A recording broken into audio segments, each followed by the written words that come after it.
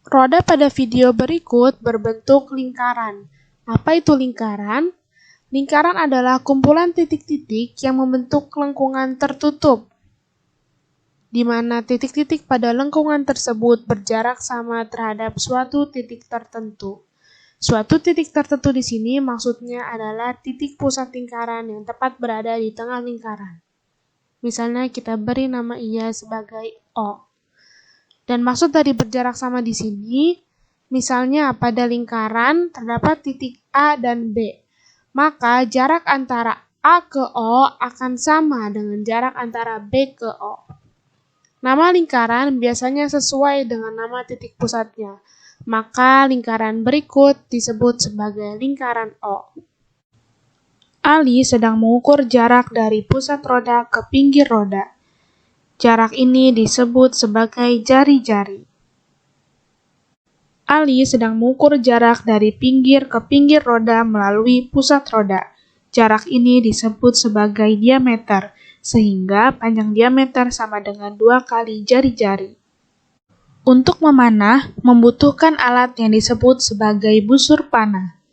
Bagian pada busur panah berkaitan dengan unsur lingkaran, yaitu busur.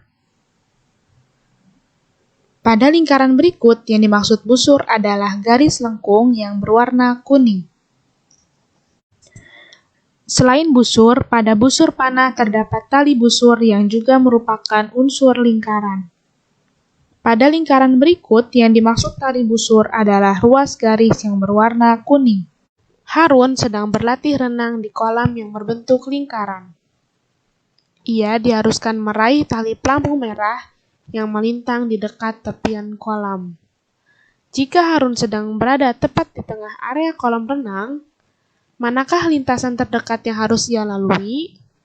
Apakah lintasan yang berwarna kuning? Atau hijau? Ungu? Ataukah hitam? Ya, benar. Harun harus melalui lintasan yang berwarna hijau. Dalam lingkaran, lintasan ini disebut sebagai apotema. Fatimah hendak membagikan kue kepada teman-temannya. Ia memotong kue menjadi beberapa bagian dengan berbagai ukuran. Fatimah memotong tepat dari tengah kue yang berbentuk lingkaran tersebut.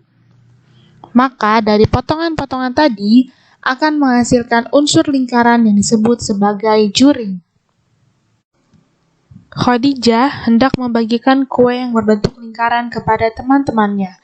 Ia memotong kue menjadi beberapa bagian dengan berbagai ukuran.